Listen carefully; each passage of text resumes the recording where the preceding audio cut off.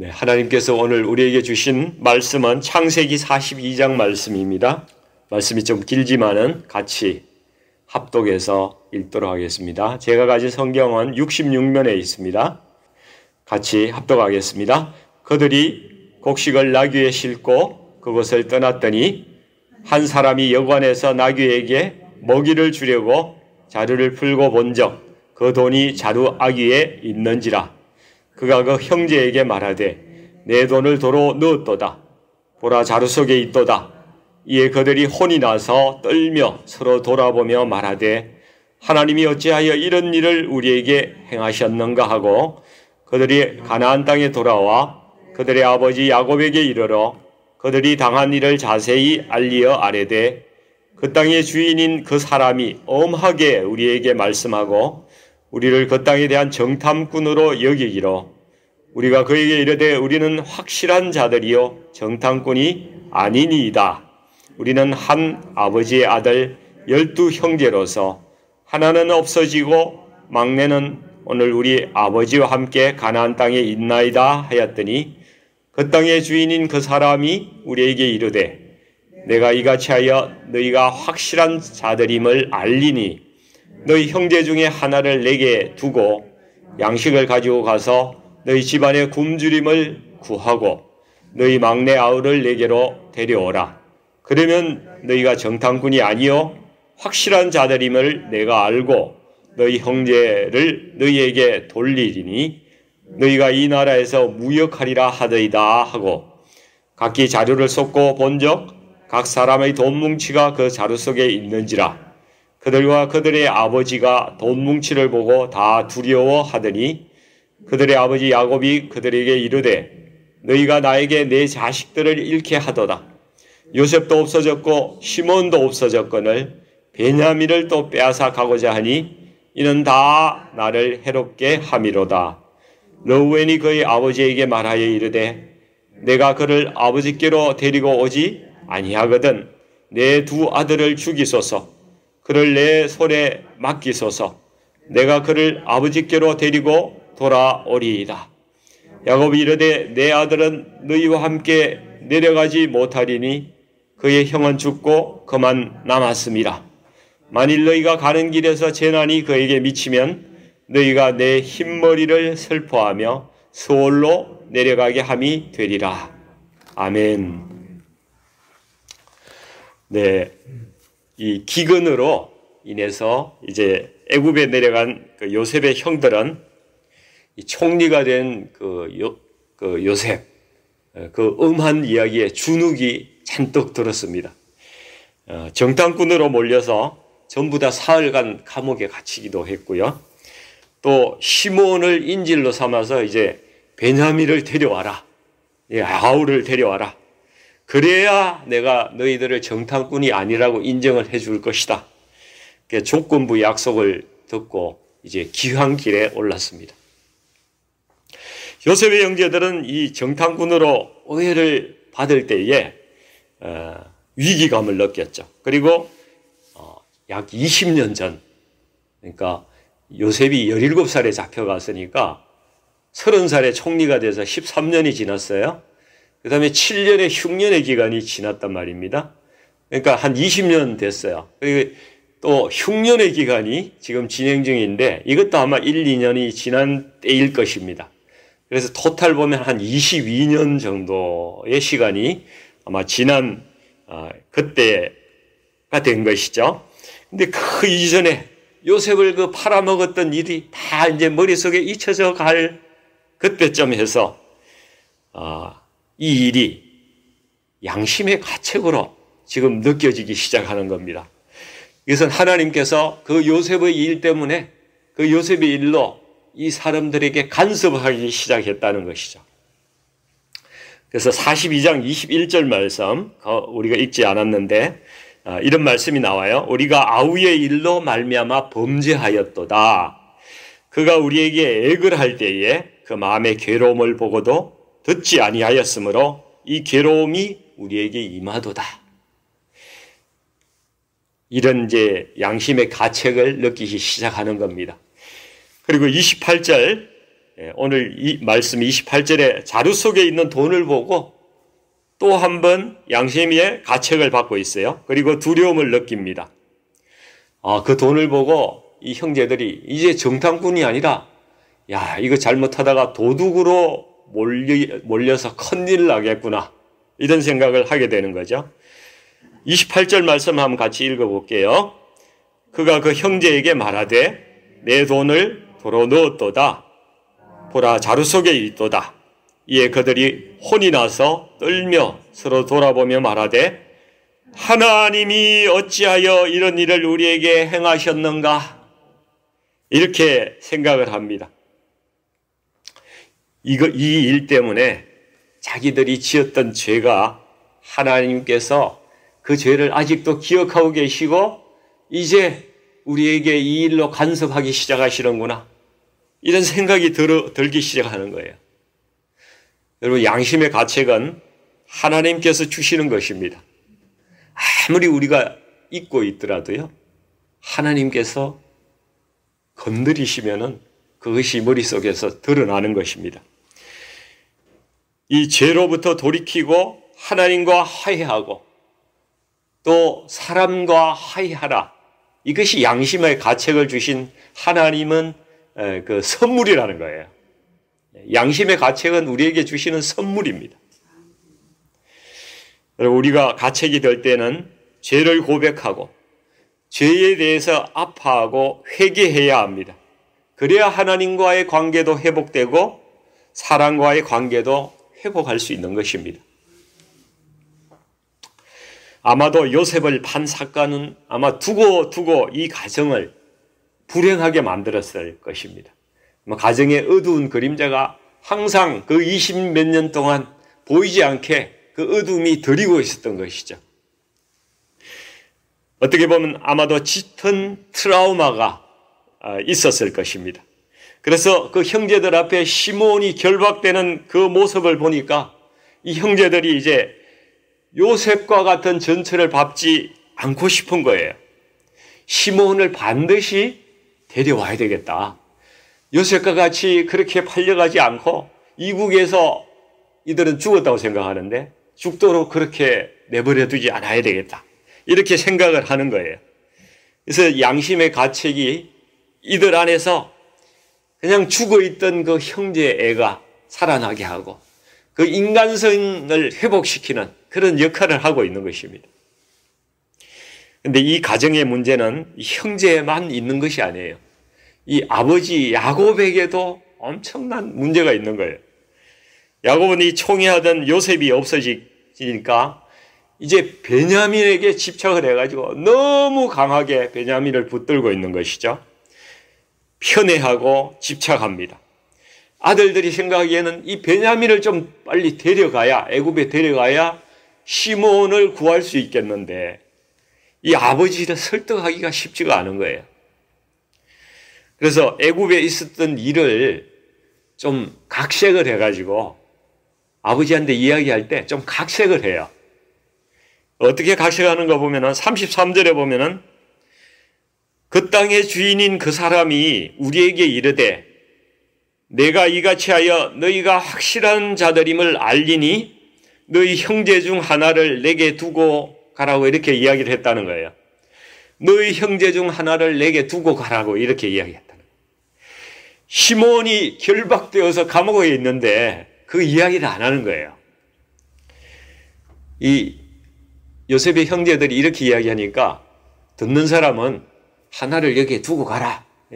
총리 관저에 같이 둬가지고 밥도 같이 먹고 잘 대우받고 지금 그렇게 있는 걸로 착각하게끔 그렇게 이 형제들이 이야기를 하는 거죠.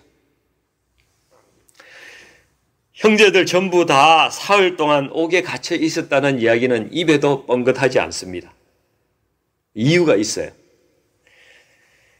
베냐민을 데려오지 않으면 처형하겠다. 너희들 가만두지 않겠다고 요셉이 이야기했는데 그것도 이야기를 하지 않습니다. 이 34절에 보면은 또 베냐민만 데려오면은 시몬을 너희에게 돌려주고 자유롭게 무역을 할 수 있게 해준다고 총리가 그렇게 이야기합디다. 이렇게 이야기하는데 요셉은 그런 이야기를 한 적이 없습니다. 자꾸 각색하는 거예요. 왜냐하면 어떻게 해서라도 베냐민을 데려가야 시몬을 구할 수 있기 때문에 그렇습니다. 베냐민이 애굽에 가더라도 아버지 그렇게 위험한 게 아니에요. 이 사람이 호의적으로 이렇게 우리에게 대해 준 겁니다. 네, 가면 좋은 일이 생기는 겁니다. 자꾸 이렇게 이야기를 해서 이 야곱을 납득시키려고 하고 있는 것이죠. 그런데 35절에 보니까 이제 자루 속에서 사람들의 돈뭉치가 다 나왔어요. 각 사람의 돈뭉치가 다 나왔습니다. 이것 때문에 이제 사실 애굽으로 가는 것 자체가 위험하게 된 거예요. 요셉은 선한 마음으로 이 형제들을 사랑해서 가는데 돈도 돌려주고 길 양식도 주고 가서 빨리 그 굶주림을 면하라고 그렇게 선의로 줬는데 이 일 자체가 애굽으로 가는 것 자체가 위험하게 되는 그러한 일로 작용합니다. 이제 왜냐하면 만약 이제 애굽으로 가게 되면은 그 나라를 정탐하러 온 것 이 형제들이 생각할 때 정탐꾼이 아니라 이제 이 도둑놈으로 물러리게 생긴 거예요. 돈을 훔쳐갔다. 이렇게 위험을 느끼게 된 것이죠. 돈뭉치를 다시 가지고 온 것을 보고 야곱은 이 아들들에 대해서 또 신뢰가 더 깨어져요. 사실은 야곱이 속으로 말은 안 했지만은 이런 생각하고 있었던 것 같아요. 요셉이 없어지고 나서 형제들에게 돈이 생긴 거예요. 돈을 받았잖아요. 은 20. 그걸 아마 야곱이 본 것 같아요. 근데 이분의 시몬이 없어졌는데 이 아들들이 돈을 또 그대로 가지고 온 거예요. 얘들이 무슨 짓을 하고 온 거야 이거. 아들 덜컥 의심이 가는 거예요. 근데 혹시 아들들이 이번에는 베냐민도 데려가 가지고 팔아먹는 거 아니야? 돈 받고 또 팔아먹는 거 아니야? 이런 생각이 야곱에게 드는 거예요. 왜냐하면 그동안에 이 아들들이 보여주었던 모습들이 야곱이 참 실망을 많이 했었거든요. 이 르우벤, 이 큰아들이 자기의 그 첩이지만 아내 되는 사람하고 통관을 했지 않습니까? 아버지 심령이 얼마나 그 처참했겠어요. 또 시몬과 이 레이가 이 숫곳, 세겜성에서 주민들을 학살해가지고 딥나 사건 때에 이 야곱을 얼마나 난처하게 만들었습니까? 또 유다는 며느리하고 그 사이에서 아들을 낳고 말이죠. 이 참 민망한 일들이 이 가정에서 얼마나 많이 일어나고 있습니까? 결정적으로 야곱은 화가 난 것은 자신이 애지중지하던 그 요셉을 이 형들이 지켜주지 않았다는 거예요. 너희들 때문에 내가 요셉을 잃었다. 이렇게 원망하고 있는 거죠. 그래서 36절에 야곱의 생각이 나옵니다. 같이 한번 읽어볼까요? 36절에 그들의 아버지 야곱이 그들에게 이르되 너희가 나에게 내 자식들을 잃게 하도다. 요셉도 없어졌고 시몬도 없어졌거늘 베냐민을 또 빼앗아 가고자 하니 이는 다 나를 해롭게 함이로다. 이 아버지와 아들들 간의 이 깨어진 신뢰 있잖아요. 이 오해와 반목 이런 것이 이 가정에 이 먹구름처럼 깔려 있는 것을 우리가 보게 됩니다. 야곱은 이번에 시몬을 잃을 위기에 처해져. 야곱이 사실 시몬 별로 좋아하지 않습니다. 이 저지른 일들이 많기 때문에 아들에 대해서 감정이 별로 좋지 않아요. 그러나 야곱은 자기가 애착하는 베냐민은 시몬을 포기해서라도 보내고 싶지가 않은 거예요. 이 야곱의 편에 아주 심각한 이 가정의 문제였죠. 그래서 38절에 보면 야곱이 이르되 내 아들은 너희와 함께 내려가지 못하리니 그의 형은 죽고 그만 남았음이라 이렇게 이야기합니다. 내 아들, 베냐민만 아들이고 다른 10명의 아들은 이 야곱의 안중에는 없어요. 여러분, 하나님의 뜻은 야곱의 가정이, 그 가정이 애굽으로 내려가서 요셉과 정말로 화해하고 또 거기에서 한 민족을 이루도록 그렇게 만들어 나가시는 것이 하나님의 뜻이었죠. 근데 이 야곱의 반대로 시간만 자꾸 가고 화해가 안 되는 거예요. 이때 조급해하는 것은 이제 요셉의 형들입니다. 요셉의 형들이 특히 시몬의 형제들, 친형제들, 빨리 돌아가지 않으면 혹시 늦어서 시몬이 처형당하지 않을까. 형제들이 이제 조바심을 내기 시작하는 거예요. 이거 빨리 가야 되는데 막 이렇게 마음이 드는 거죠. 이때 르우벤이 이 친형제잖아요. 시몬하고는 바로 밑에 동생이죠.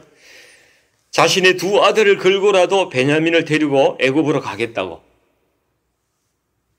그렇게 이야기를 합니다. 그리고 베냐민을 반드시 데리고 오겠다고. 데리고 오지 않으면은 내 두 아들을 죽여도 좋습니다. 르우벤의 마음에도 이 요셉을 보호하지 못했던 과거의 그 잘못, 그 과오가 생각이 나서 이제 시몬까지 잃게 되는 그러한 일, 그러한 잘못은 우리가 하지 않아야 되겠다. 이렇게 결단을 하고 있는 거죠. 르우벤이 장자답게 많이 성장한 모습이 보입니다. 그런데 오늘 볼모로 잡혀있던 시몬은 어떤 생각을 하고 있었을까요? 감옥에서.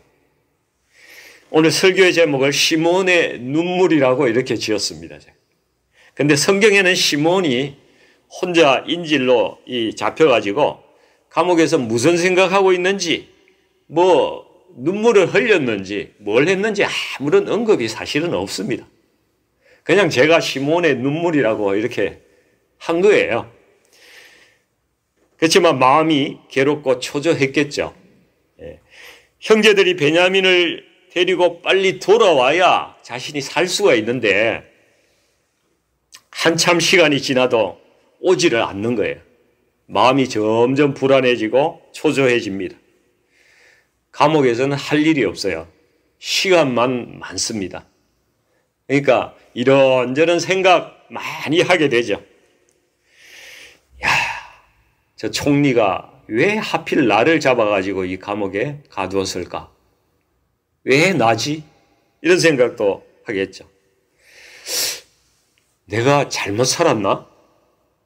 자기의 과거에 대해서 이제 자문자답하고 반추하는 그러한 시간을 가졌을 것입니다. 그러다가 자기가 결박당해서 이렇게 하는 것을 보고 과거에 내가 결박해서 그 다른 나라에 팔아먹었던 그 요셉에 대한 생각을 떠올리기 시작했을 것입니다. 야, 그렇구나. 인생은 자업자득이다. 내가 한 그대로 내가 돌려받는구나. 이런 생각 들지 않았겠습니까? 지난날에 젊었을 때 분노와 혈기로 요셉을 죽이려 했고 그냥 요셉을 팔아 넘기려고 하는데 가장 적극적이었던 그 사람이 바로 시몬이었던 것이죠. 그 일로 인해서 내가 지금 이런 일을 당하는구나. 시몬이 비로소 그 분노하고 혈기 많고 성질 더러운 그 시몬이 양심의 가책을 느끼기 시작했을 것입니다. 그리고 눈물로 통회하고 하나님 앞에 자복하는 시간을 갖지 않았을까? 가졌으면 좋겠다. 이런 생각이 드는 것입니다. 그리고 혹시 우리도 내 가정과 공동체 안에서 혹시 내가 시몬이 아닙니까? 시몬과 같은 그러한 사람이 아닐까요? 분노와 혈기를 다스리지 못해서 늘 싸움과 갈등을 그 공동체에 가져오는 그런 사람. 내가 혹시 시몬이 아닐까? 한번 생각해 봐야 되는 것이죠. 분노와 혈기는 여러분 영의 통로를 막고 축복의 통로를 막아버립니다. 그래서 우리는 내 안에 있는 이 시몬을 항상 결박해야 합니다. 분노와 혈기를 꽁꽁 묶어놔야 됩니다. 온전한 화해가 일어나려면은 여러분 상처 입은 사람은 용서해야 되고 상처를 준 사람들은 통회하고 회개해야죠. 그래 이 두 개가 만났을 때에 그 용광로 같이 그 눈물이 쏟아지면서 모든 그 원한과 갈등들이 용해되고 다 해소가 되는 온전한 화해가 일어납니다. 요셉은 형들을 용서했는데 하나님의 섭리가 깨닫고 나니까 형들에 대해서 사랑이 솟구치고 하나님이 왜 이렇게 우리를 사랑하셨는가 이걸 알게 되니까 그냥 봄눈 녹듯이 그냥 그 미움이 다 사라진 거예요. 원한과 정오가 다 사라진 거예요. 그래서 이미 요셉은 형제들을 용서했는데 이 형들이 이 통회하고 회개하고 잘못을 깨닫지 못하면은 서로 만나봐야 서먹한 거예요. 온전한 화해가 이루어지지 않는 것입니다. 야곱이 베냐민을 내려놓지 못하고 집착하고 있기 때문에 이 가정이 애굽으로 내려가지 못하고 자꾸 화해는 연기되고 있습니다. 여러분 그런데 생각해 보십시오.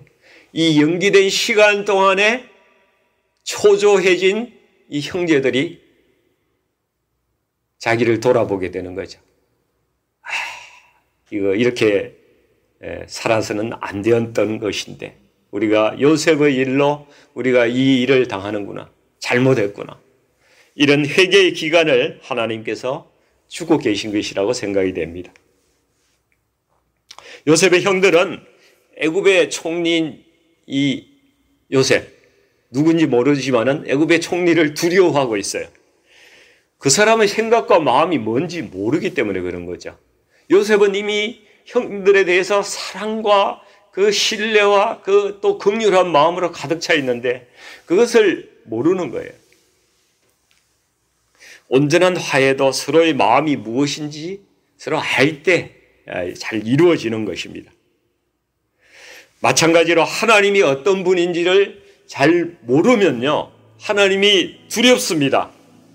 하나님이 어떤 분인지 얼마나 사랑이 많으시고 그분이 사랑의 본체인지를 알지 못하니까 사람들이 두려워하는 거예요. 두려워서 하나님께 나오지 못하는 사람도 많이 있습니다. 그래서 우리는 하나님을 잘 알아야 됩니다. 더 깊이 알아야 됩니다. 요한복음 17장 3절에 영생은 곧 유일하신 참 하나님과 그가 보내신 자 예수 그리스도를 아는 것입니다. 하나님과 예수 그리스도를 알면요. 우리의 미움과 정오와 이런 것들 그냥 다 녹아버립니다. 그 사랑 앞에 무릎을 꿇지 않을 수가 없는 것입니다. 우리가 살아가면서 여러 가지 어려운 일 만나지만은 예수님의 마음이 내 마음에 부어지기 시작하면요. 아무것도 아니에요. 미운 사람도 다 녹아내립니다. 진정한 자유와 평강이 우리 가운데 임하는 것입니다. 형제 간의 갈등도 해소되고 공동체의 진정한 하나됨이 예수님의 마음이 부어질 때 우리에게 임하는 것입니다. 그리고 하나님과 화목하고 영생이 나의 것이 되는 것이죠. 그래서 우리는 항상 어떤 경우에도 주 예수 그리스도의 마음이 내게 부어주소서, 하나님의 마음을 부어주소서, 이것을 기도해야 되는 것입니다. 예수께서 팔복을 말씀하실 때 애통하는 자는 복이 있다. 그들이 위로를 받을 것이다. 이렇게 말씀하셨습니다. 죄에 대해서 애통하는 자가 위로를 받고 하나님께서 통회하는 자에게 은혜를 주십니다. 여러분 다윗은 하나님과 참 가깝게 지냈어요. 하나님과 가장 가깝게 지낸 사람 중에 하나죠. 왜 그럴까요? 다윗이 잘 울었기 때문에 그렇습니다. 항상 울었어요. 하나님 앞에서.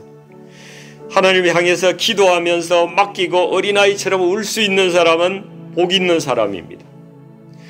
천국의 문을 열 수 있는 것은 회개의 눈물밖에 없습니다. 여러분 이 시대가 뉴스 미디어를 보십시오. 자신의 죄에 대해서는 침묵하고 감춰두고 상대방의 작은 실수나 흠에 대해서는 얼마나 매정하고 막 쥐어뜯고 그것을 심소봉대하고 소리 지르고 분노하고 그런 시대 아닙니까? 여당 야당 싸움 보니까 겁나더만요. 우리 사회가 너무나 시끄럽습니다. 여러분, 그렇지만은 그 사람들만 그런 게 아니에요. 제가요, 저와 여러분이 사실은 시므온과 같이 그러한 사람들이라는 것입니다. 이제 시므온과 같은 내가 먼저 회개하고 눈물 흘려야 우리 가정이 살아나고 우리 교회가 살아납니다. 나는 요셉인데요? 아니요, 우리는 시므온입니다. 시므온과 같은 메마른 눈물이 메마른 자가 눈물을 흘리는 그러한 교회가 되어야 우리가 유니티가 하나됨이 살아나고 새롭게 주님 앞에 나갈 수 있으리라고 생각을 합니다. 그런 역사가 우리 가운데 일어나기를 오늘 이 아침에 축원드립니다. 같이 잠깐 기도하기를 원합니다. 아버지 하나님, 우리에게 눈물을 주시옵소서. 시므온과 같은 저희에게 사랑의 눈물을 주시옵소서. 회개의 눈물을 주시옵소서. 회개의 눈물이 우리 가정과 교회를 덮고 이 민족을 덮어 주시옵소서. 우리의 심령을 새롭게 하여 주시옵소서. 아버지 하나님의 성령을 부어주셔서 지난날 저희가 저지른 과오들을 정말 눈물로 회개하는 그러한 심령을 우리에게 허락하여 주시고, 아버지 하나님, 우리가 금전을 드리고 헌금을 하고 시간을 드리고 노력을 드리고 그것에 앞서서 아버지 하나님, 회개를 먼저 드리는, 눈물의 회개를 먼저 하나님께 올려드리는 그러한 심령으로 저희를 인도해 주시옵소서. 상처를 받은 자가 용서하게 하시고, 상처를 준 사람이 통회하고 자복하고, 그래서 온전한 회개가 우리의 가정과 교회에 일어나게 하여 주시옵소서. 그래서 샘물과 같은 온전한 화해의 기쁨이 우리 교회에 있게 하시고 우리 가정에 있게 하셔서 우리가 모두 다 주님 안에서 살아나게 하여 주시옵소서. 예수님 이름으로 간절히 기도드리옵나이다. 아멘.